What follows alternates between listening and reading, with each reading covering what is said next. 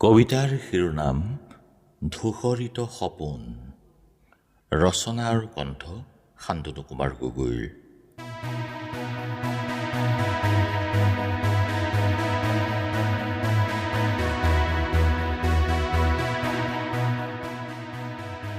সিদিনা তোমাৰ কথা ভাবি শব্দবোৰ নুশুলে ৰাতি।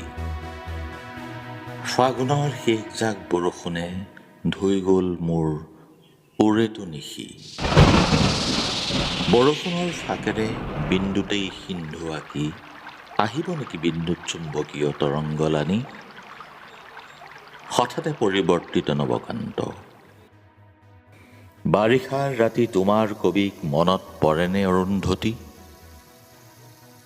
মাথো স্বগতোক্তি আৰু চুচুক চামাক কৈ আহিল টোপনি।